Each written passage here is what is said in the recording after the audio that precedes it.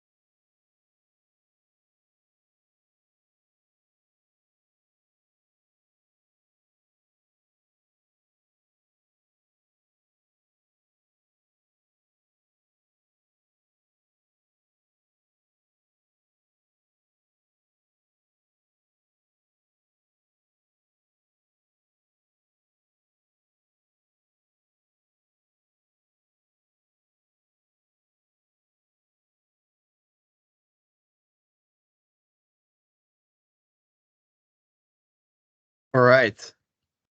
Welcome, everybody. Good morning.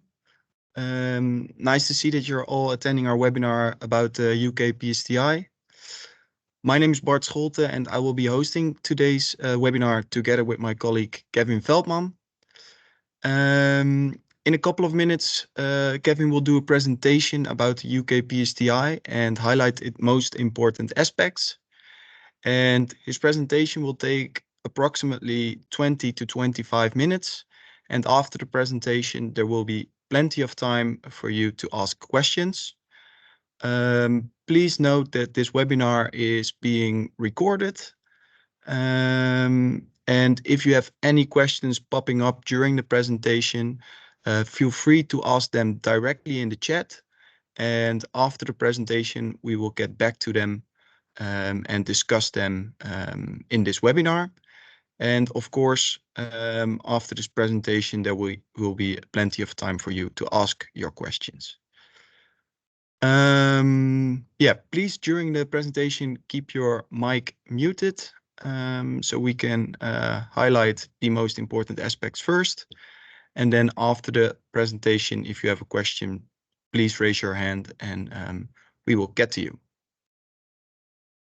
All right, then I will give the floor to my colleague Kevin Veldman. Thank you, Bart, for the introduction.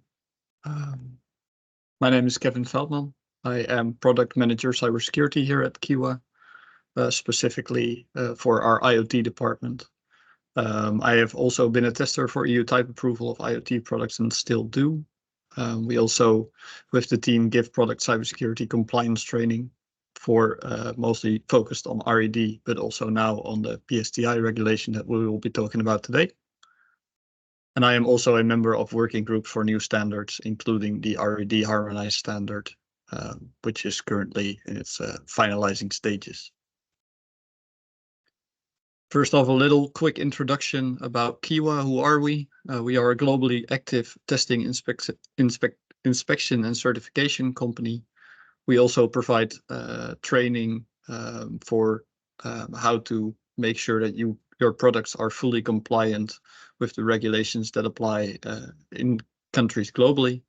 We are a company founded in 1948 in the Netherlands, and we have since become a member of the SHV family of companies.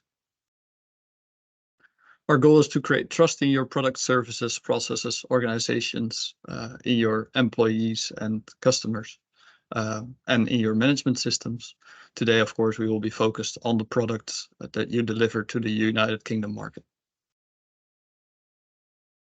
Our goals for today will be to understand the upcoming regulations of the PSTI, to guide you into knowing the steps to prove compliance, and to help you understand the help that we can offer, may you so require it. We start off with a very important date, the 29th of April 2024. It is due in 60 days already. At that point, the published regulation for the Product Security Telecommunications Infrastructure Act, published on the 29th of April 2023, will go into force. Thereby, the Secretary of State will be allowed to enforce the regulations that are set for UK consumer connectable products. What they are, I will get to in a minute. One important notice is that there are no indications for delay or amendments before April 29th. We've informed with multiple bodies to ensure that there will be no delays as far as we know, and we have not found any indication that the date of April 29th nor the scope of the UK PSTI will be amended before the date. What does the UK PSTI set? Well, first off, it sets the duty for compliance. So that explains the scope and the manufacturers and other involved parties that are called relevant persons will have to comply with the regulations. These regulations specifically apply to UK consumer connectable products, their manufacturers, their distributors, and their importers. I will mostly be aiming this at manufacturers. However, to ensure that the UK market is safe, they have put the exact same duties on the importers, and the distributors are meant to check these requirements and only have a slight deviation in terms of the statement of compliance. They do not have to hold a record of previous statements of compliance of products they have sold. The duty to comply applies to all manufacturers who sell a product that is intended or knowingly will be put on the UK market and is considered a UK consumer connectable product. For reference, by the way, I have put in the bottom right corner of the screen the exact sections of the PSTI Act, in this case part 1 of the 2022 regulations, section 54, where you can find the information in the legislative text to ensure that you are fully compliant. To understand what a UK consumer connectable product is, I have dissected the word, and it is very important here to realize that this applies per individual unit, not per batch or per legacy product that can continue to be sold. New products will have to,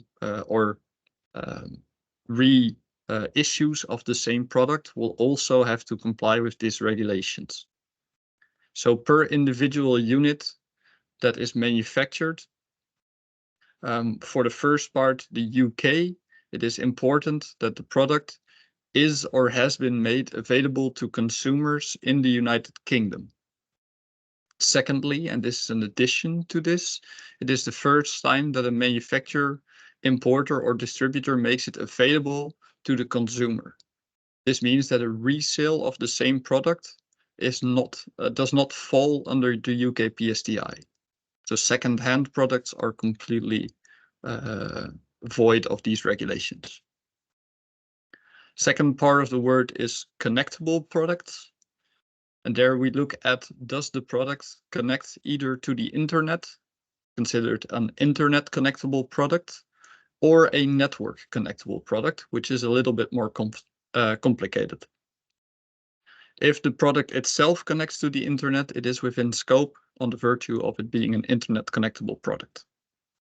For a network connectable product, it is important that the product sends or receives data, whether wireless or wired. It does not matter. And secondly, that it connects either to 2 or more devices, of which one is considered an internet connectable product via a protocol that is not within the IP suite, or that it connects to at least one other internet connectable product via an IP suite protocol. There are 4 accepted categories from the regulations, and this is because many of these products either have a different risk appetite or are so plentiful that they cannot be considered part of the regulations. Most of these products have regulations maintaining the cybersecurity of these products outside the scope of the PSTI regulations. These are medical devices, smart meter products, electric vehicle chargers, and computers, laptops, and tablets without a cellular connection. If a tablet does have a cellular connection, it is considered within scope of the UK PSTI regulations. The requirements set on products. There are 3 categories of requirements that are set on products. First off, passwords that are on the product must be unique per product or defined by the user. This means, secondly, that the latter means that there is no universal default to the password. If the password is unique per product, it cannot be generated in a way that is publicly disclosed or easy to guess. Secondly, the manufacturer has to ship with the product information on how to report security incidents in regards to the product, also called a vulnerability disclosure policy. Third, information on a minimum security update period for the device has to be given.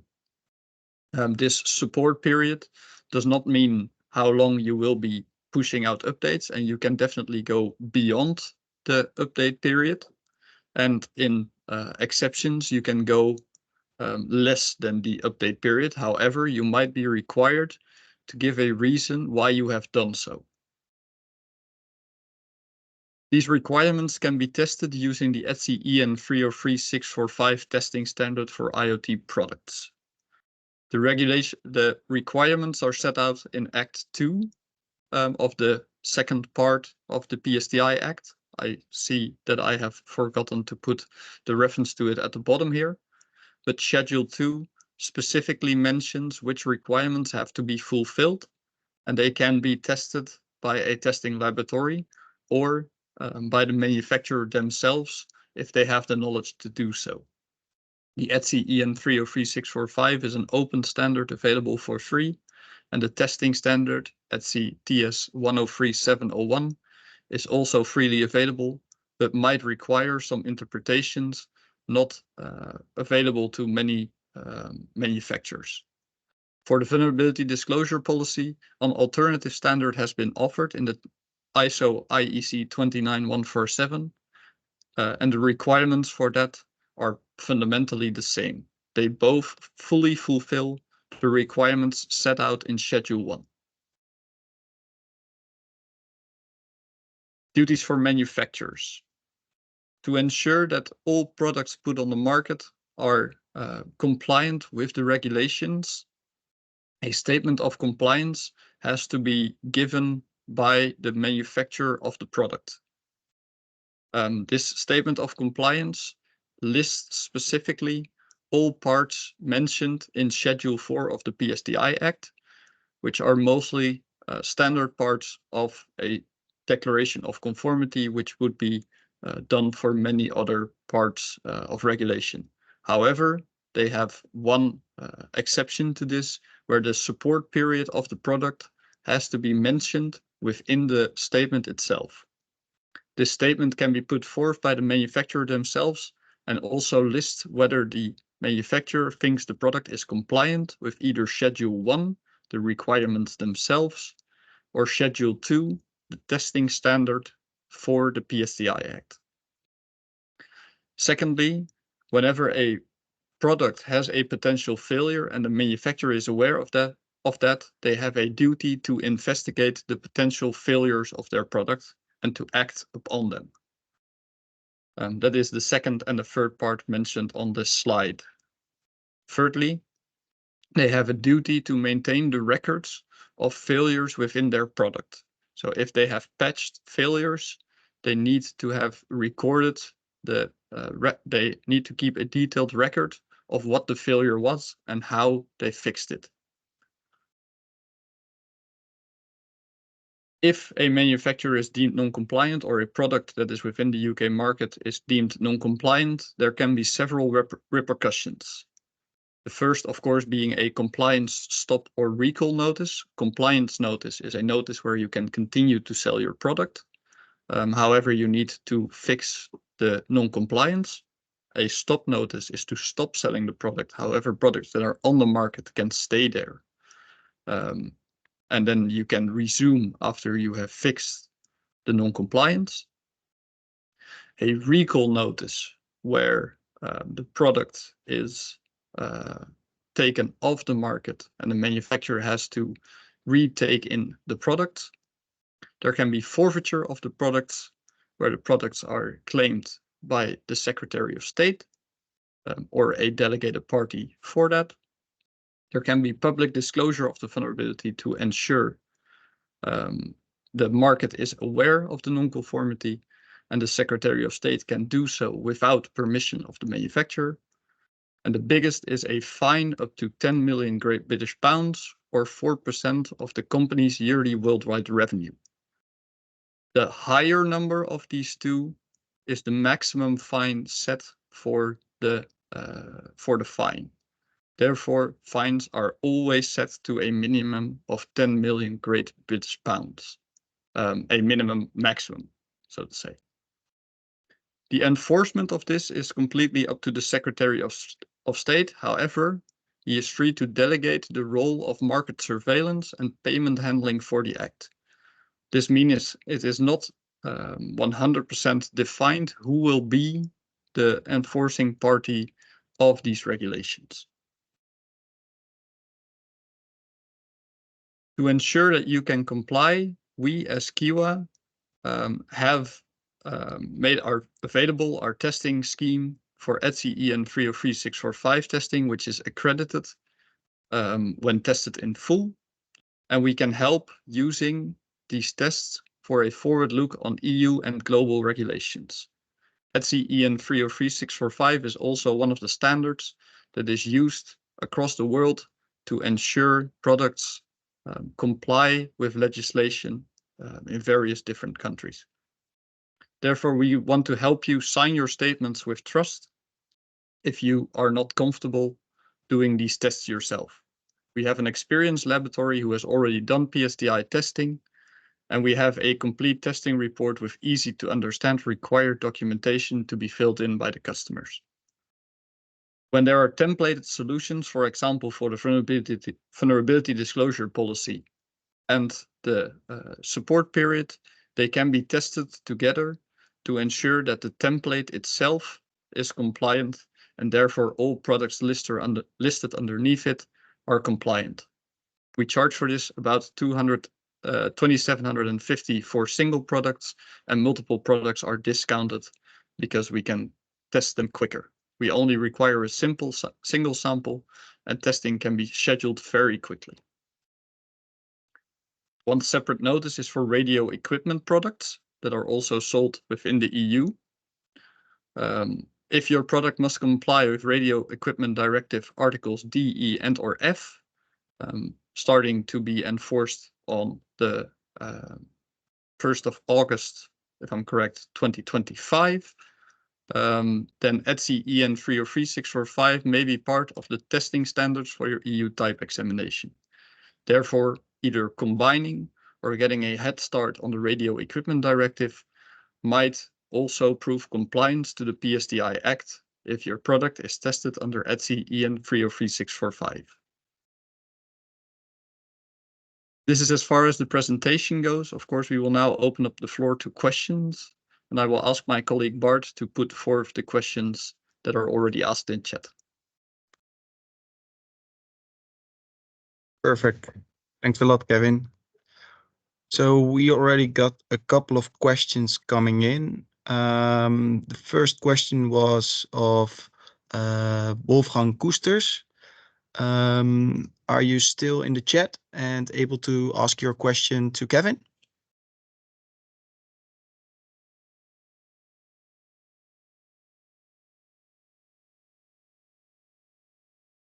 It should work via unmuting and then.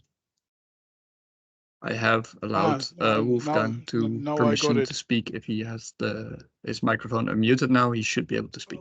Okay, yeah. I have a question concerning the definition of consumer, and I would like to know whether industrial devices are included. So there is a difference between any router for a household or devices on an industrial plant with special requirements. So are industrial devices included in this regulation? Yes, thank you for this question. The way the legislation asks it is that the product itself or a similar product is sold to an identical product is sold to the consumer market.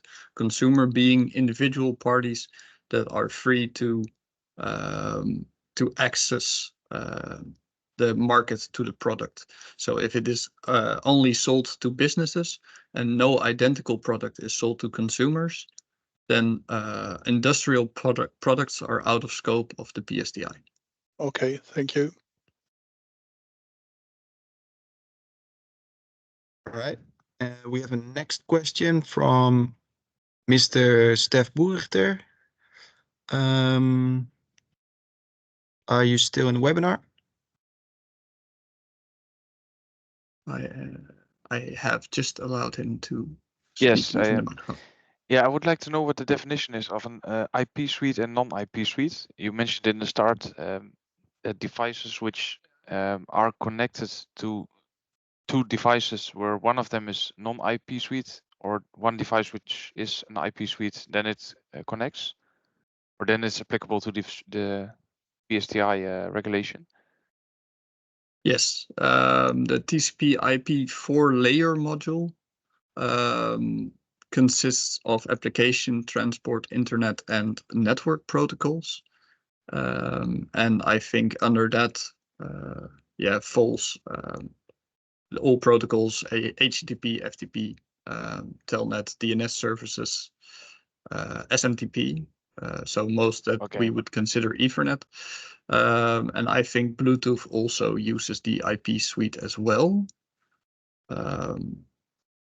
There may be some edge cases, but I think it should be findable online if protocols fall under the TCP/IP suite. Okay, thanks. Right. Next question is from Mr. Fred Deutsch.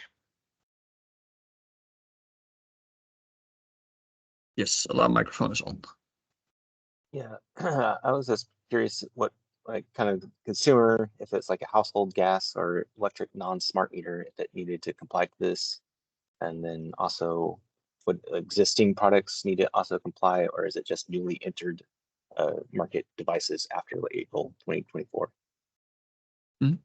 Yes, if you sell new units of the product, they have to comply. However, I heard you say smart meters here. Smart meters are one of the exempted product categories. So that might, not lead to a compliance, a need for compliance. However, if you already manufacture a product and you make new units of said product and bring them to the UK market beyond April 29th in 60 days, then those have to comply with the regulations as well. Therefore, a statement of compliance is required, and the same steps by the manufacturer have to be taken. Does that fully answer your question? Yes. Okay, thank you. Great. Then we also had a question coming in from Basjan Dicken. Does this regulation also apply on B2B products? Is your question already been answered? It's already answered by the question of Wolfgang Koesters. Okay, good to hear. All right. Then the next question was from Ewout Voogd.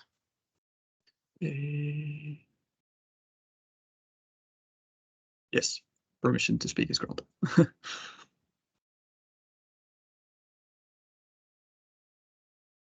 Oh, do you maybe have the question in chat part? Sure. As I do not yet hear about at least. Is the record of failures required to be public for all failures? Only for failures subject to PSTI password/vulnerability? Question mark.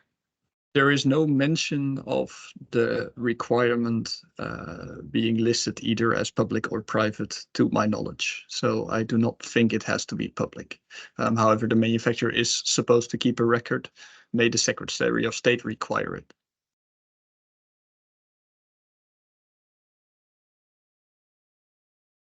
All right. And the next question was from Jacobus Brink. He actually had 2 questions, I see. Yeah, go. There we go. Allow. Hi. Yes. So I have a picture in the chat, Mhm. and I'd first like to make sure that the example A, that the product to the left is indeed not relevant, since it uses a point-to-point connection. In that case, is there any details about what gets judged as a point-to-point connection? So we've got lots of products that uses CAN and things like that. I'm assuming that if it's any kind of a bus that is capable of connecting to multiple input products, then it means that it's going to be relevant. But which connections would get judged as point-to-point, and which would be judged as a bus? Mm-hmm. Thank you. That's a great question. The PSTI Act only looks at the amount of devices the product is connected to index whether it has to be compliant, and of course the communication protocol it does that with. So if the communication protocol is not within the IP suite and it is a point-to-point connection, meaning one device will only ever speak to that one other device at the same being at the same time or later times, then that single point-to-point connection does not have to fall under the PSTI. However, Okay, if you connect to more than one device using the product, then it, or at least multiple connectable devices, then it would be considered a network. Okay. But how does that get judged? Is it just your intent, or is it just the possibility of connecting it? So let's say, for example, I want to connect to products with a CAN bus, but I say I will only ever connect these 2 things to each other. I'm never going to put anything else on that CAN bus. But it is technically possible to plug in another thing that and the bus would support that. But I'm saying I'm never going to do that. Is it then relevant or not? That is a little bit difficult to say because I don't think the Product Security Telecommunications Infrastructure Act lists the intended use of the product, like, for example, the Radio Equipment Directive would do. I do not specifically know of a mention where it talks about the ability to connect. It only says the product. I think it is capable of connecting. Okay, yes, so it is capable of connecting. Yes, I am correct in that. It is capable of connecting to 2 or more products. So that would mean that a CAN bus where multiple products could be connected would be considered capable of connecting to 2 or more products at the same time, to my best understanding. Okay, so your interpretation is that, and I just want to make sure that if somebody then comes and asks me and says, well, we are setting up our product that if you connect something else, it's not going to work, that we still should consider it as a bus and as connected or as relevant. Okay. Correct. So similarly, then I think the example B, you've already answered that, because if it's wireless, then pretty much everything that we're going to realistically use is capable of supporting more than one connection. So then it would also be relevant. Correct. Then question 2. We have lots of products, let's say a boiler or a heat pump, where by itself it would not have been relevant. And it, let's say it, for the sake of argument, it uses an I2C connection to connect to a gateway. And this gateway is sold as an accessory to this product. Does this product now also become relevant? To my best understanding, in this case, if the heat pump would not be sold in combination with the accessory, the heat pump itself could be considered a point-to-point connection that is not part of the IP suite, and therefore it only connects to one product, which is an internet connectable product. So as far as I can quickly index this, but with a more detailed question, perhaps later we can look into it better. We might have to have some contact about that one. As far as I can see, only the accessory then would be considered a product that would be an internet connectable product, and therefore would need a statement of compliance. Okay. So, but as soon as you sell those things together in a package, or yes, then the combination would be considered a product sold to the UK market, and then it would have to be. And maybe we should take this offline, but then if we're not selling it necessarily together, but we recommend the usage, let's say to installers or to people that are going to buy that. Maybe I don't know if you have an answer to that. I have two separate answers to that. The first is for the PSTI. For the PSTI, there is no mention of the intended use of the product, so therefore the original capability would apply, and therefore it would not be part of the scope. However, do keep in mind that, for example, for future regulations, considering the Radio Equipment Directive and their mention of the intended use of the product, especially if you're marketing it to be used with the accessory, there it even mentions in the scope of the RED the intended use of the product is to be completed with an accessory to connect to the internet. Then in that case, it would be a different story. But for the PSTI specifically, I believe it is a no. However, we can of course look into that with more detail. Good, thanks. Right. Then I saw a couple of questions coming in from Sekeria Julio. Let me...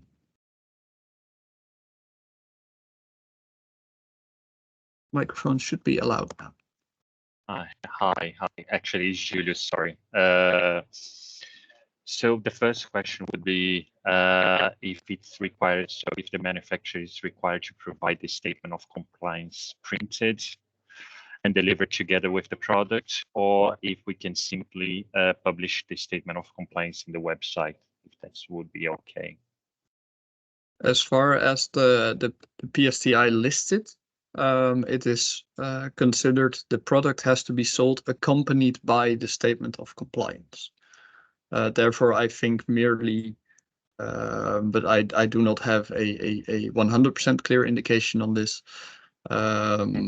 As far as I understand it, there will have to be a mention of where to access the statement of compliance with the product. Okay.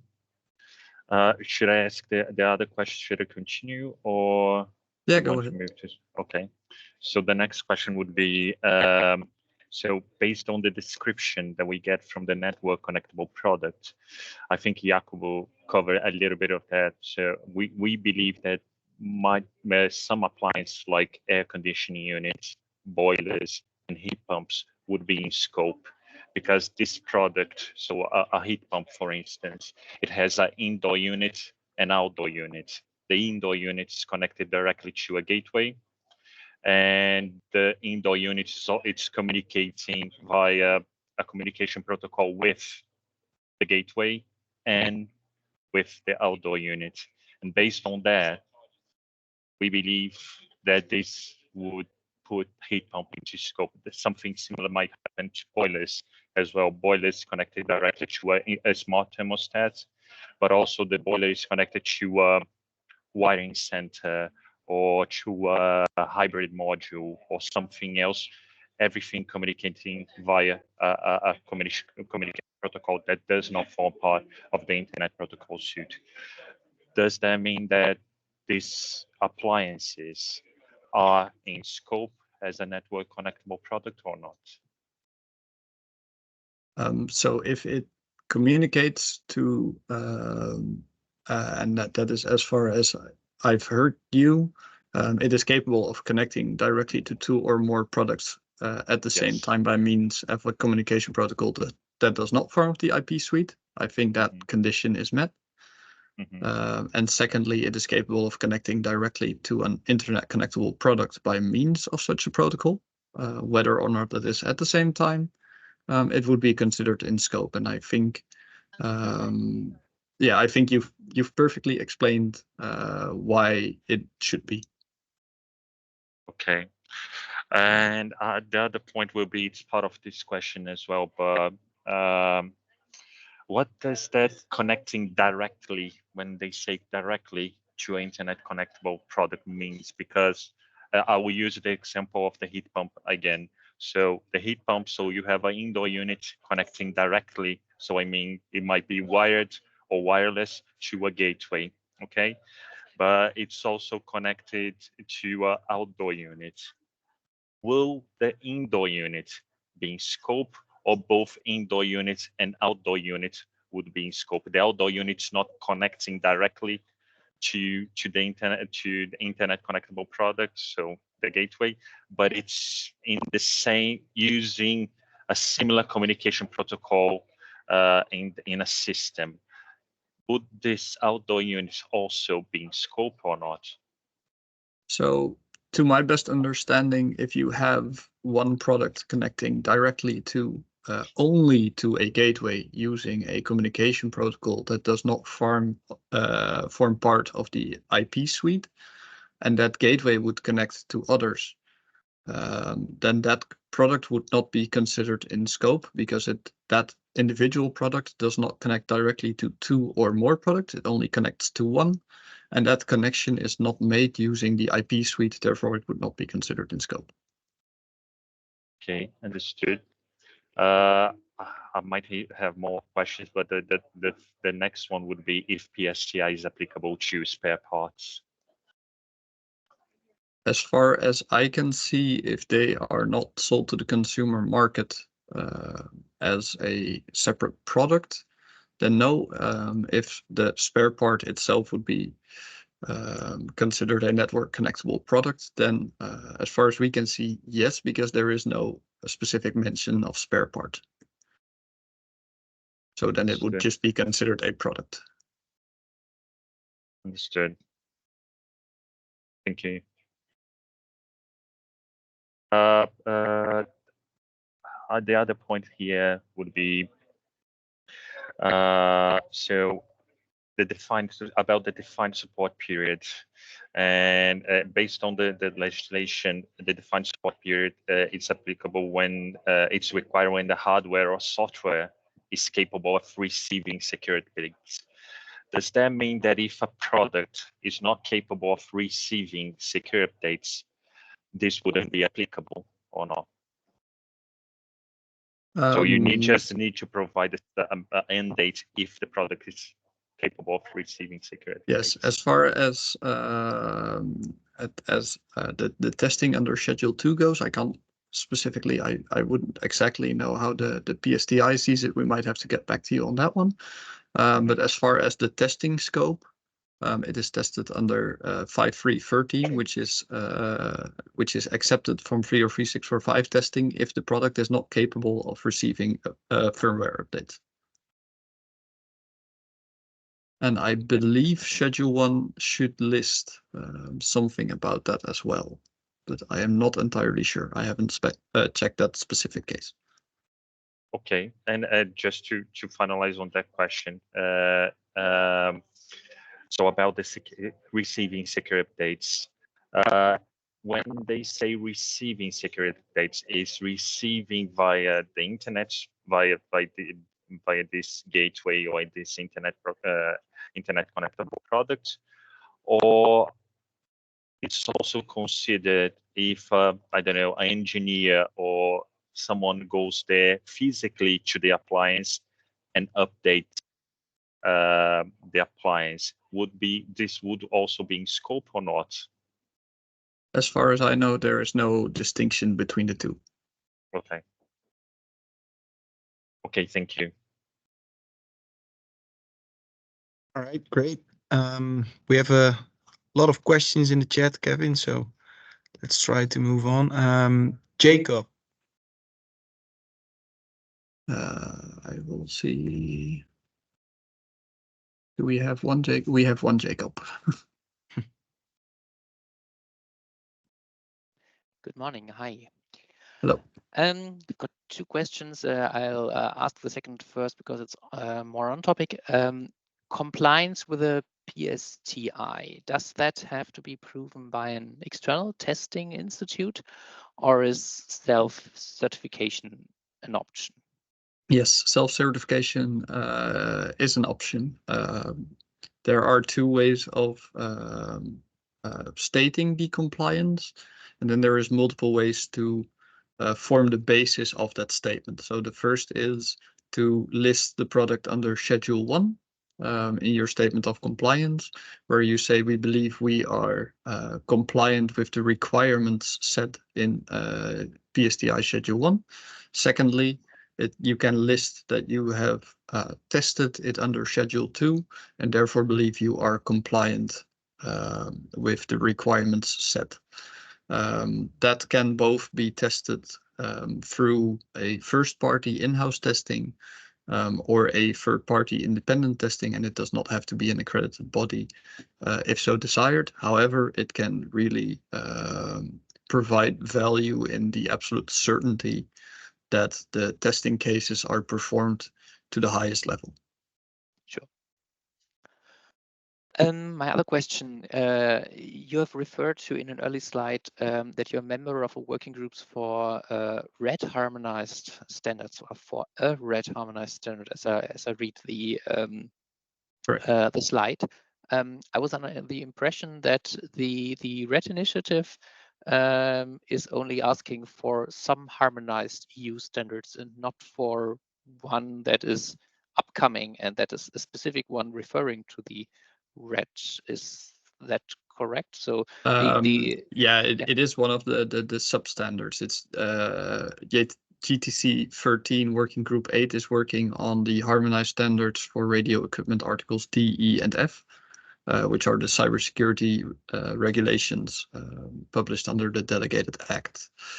And yeah, there is a working group working to harmonize those cybersecurity requirements.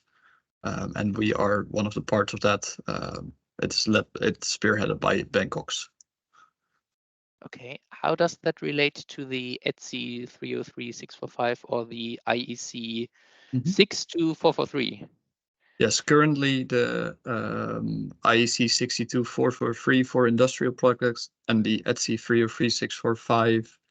303-645 standards are being used for EU type examinations to prove compliance under a notified body, so module B and C of the RED, to prove compliance with articles D, E, and F.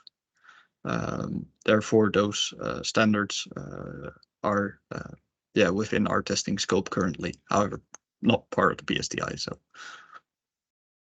Okay, and this upcoming red harmonized standard, how can I keep updated on that? I might have to look at Bart if he has a good link for it, but I'm sure we can share some information on it. That would be great.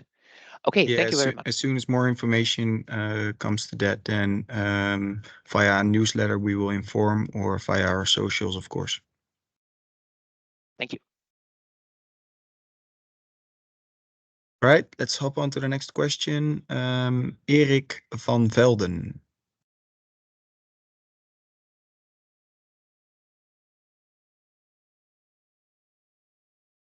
should be available now. Yes, I think you can hear me now. Yes, correct. Yeah. The question, I just wanted to check if I understand it well. You said if you go to the England, then you need the PSTI, of course, but it's only for consumer products. Correct. But the red says when you are, when you have to comply to the red legislation, then you also have to comply to the PSTI, or not maybe the PSTI, but the ETSI 303, blah, blah, blah. That's also correct, I think.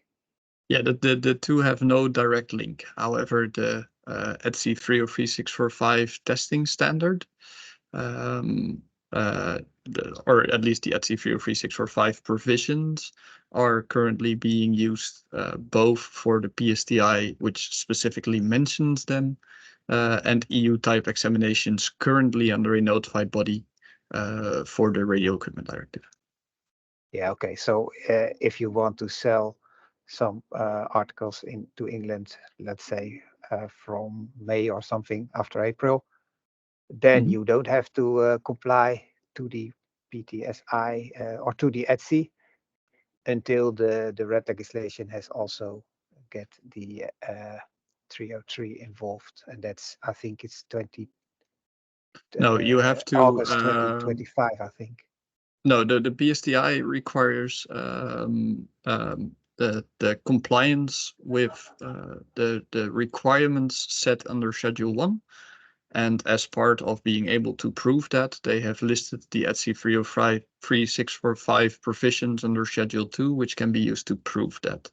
The full ETSI 303645 is being used for EU type examinations.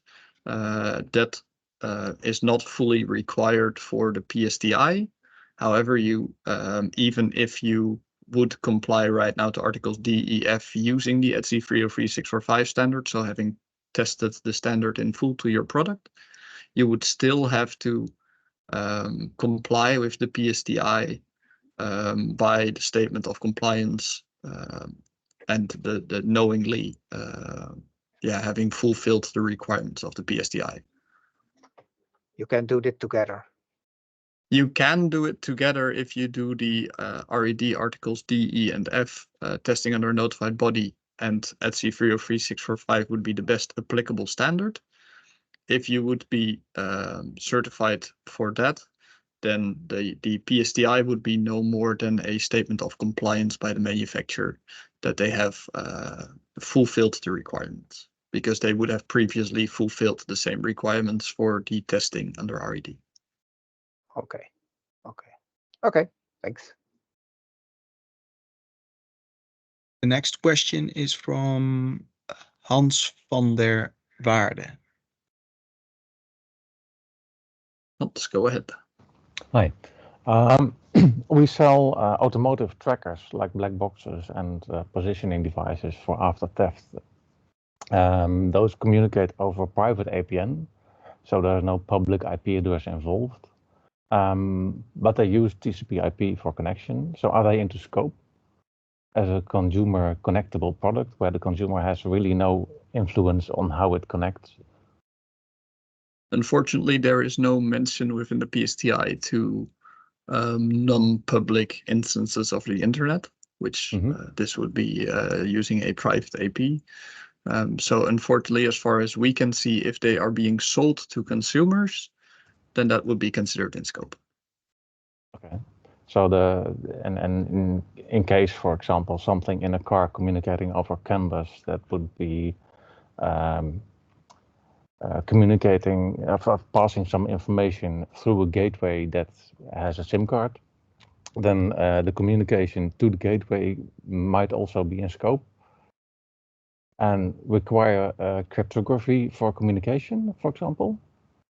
There is no requirement for cryptography of the communication with PSTI. It is only the default passwords, the vulnerability disclosure policy, and the support period. In the EN 303645, there are a lot of mentioning about communicating securely and requiring best practice cryptography that must be updated in the future. And for very limited constrained devices like we have, that may be hard to implement.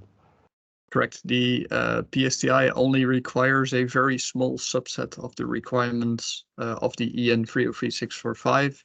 Indeed, if you want to fully comply with EN 303645, for example, for RED testing, then that is a maybe yes. However, for the PSTI regulations for the 29th of April, there is no requirement for secure communication of that. There is only the requirements for universal default passwords, vulnerability disclosure policy, and the secure update period. The update period. Okay, so in this case there is no password at all because the user cannot access the device. It only connects to a private back office. The only way the user interacts with the device is by logging into a web platform to see the positions of his car, for example. And of course, there's no default password for that. So that's not. Then, in that case, that requirement would be pretty easy to meet. Yeah. Because the requirement simply states that there are no universal default passwords that are not defined. So no universal default passwords, and if there are other passwords, they are defined by the user. Then yeah, if there are no passwords, there are no passwords, and the requirement just falls away. Thank you.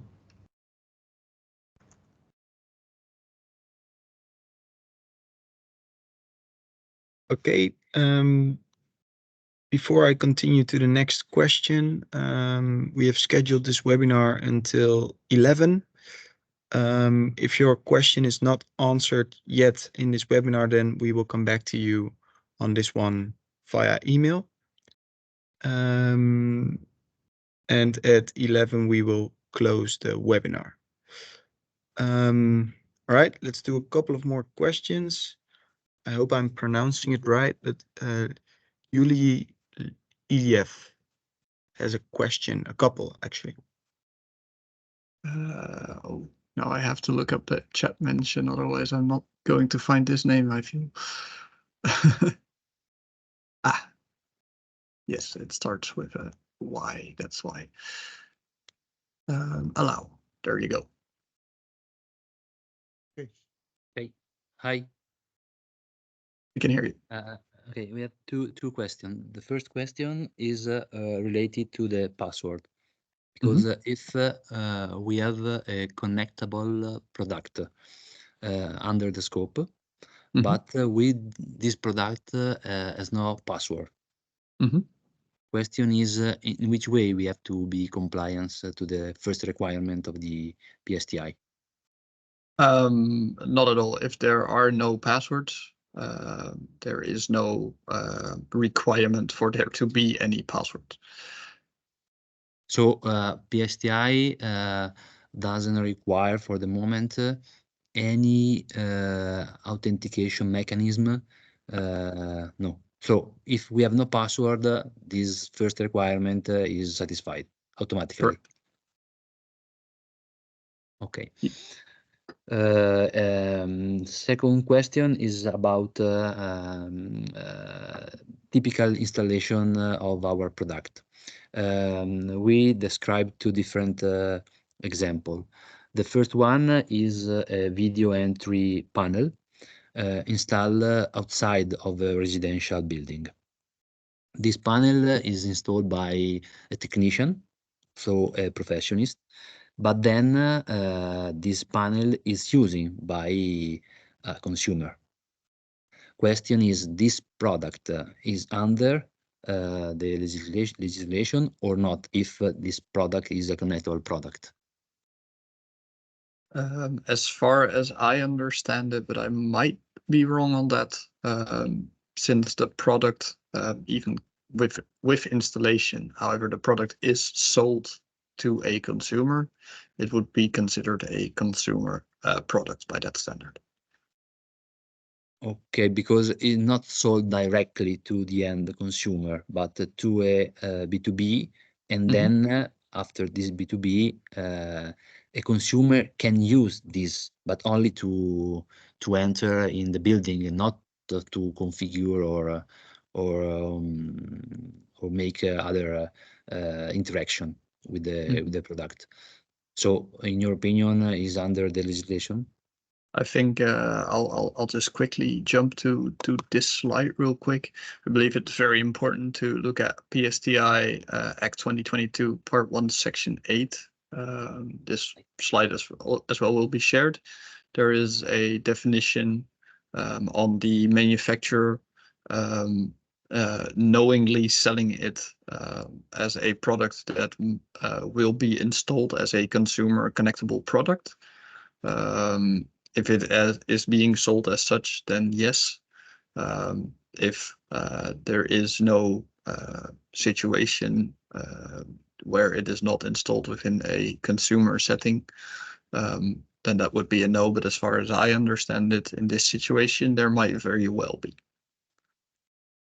So there is no difference if I install this device outside of the building or inside in the apartment of the user.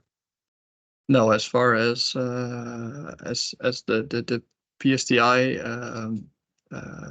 mentions, there is no in-home and out-of-home setting. There is only for the PSTI there is only business to business and there is consumer. Okay, because this is a gray zone and not very simple to understand if the product is subject or not. For example, the second example is fire prevention services. Okay, and this product is connected to internet but is installed by professionals only. Okay, but this product is not used directly from the consumer, but is, for example, can be installed in I don't know, in home. But yes, is used only as by, far as I understand it, if it's going to be installed in homes, it provides its use to consumers, and therefore would be considered in scope. But in not in home, probably is out of the scope. Yeah, in a residential building. Yeah, if it's only being sold as a business to business, so only installed in offices, then it is never sold to consumers in that situation, then it would be considered not a consumer connectable product.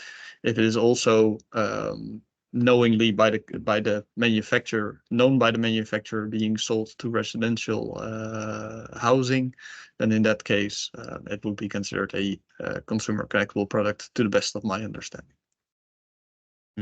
But even if we sold this product to the condominium,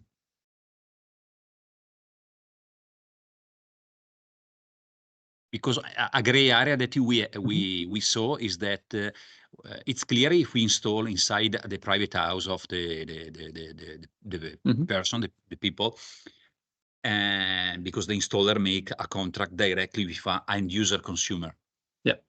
The gray area is that if the installer install a fire prevention system, for example, in the building, and the contract is done with the condominium, not with the single private consumer, it's the same. It's a consumer device. As far as to my best understanding, in that consideration, the installer, if it's only being sold to the installer will be considered a distributor of the product. And if you know your distributor sells the product as a consumer connectable product, then you as a manufacturer are required to treat your product as a consumer connectable product.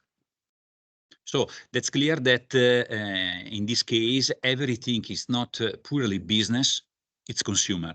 So even if I install in a residential building something at the building level, not in the private apartment, it's in any case consumer. That is a very, very difficult question. I do not even believe that edge case is currently part of the PSTI scope, but we might have to get back to you on that one. Okay, would be very nice because we are getting crazy on this. I understand. Thank you. All right, thank you for your questions. I see that it's already 11. and a lot of people are leaving the webinar. Like I said, there are a couple of more questions. Sorry that we couldn't attend to it in this webinar. We will contact you via email in order to answer your question. And if you have any questions, meanwhile, Kevin's email is on the slide at the moment, so please contact him directly. And last but not least, thank you very much for attending the webinar. Have a great day. Bye-bye.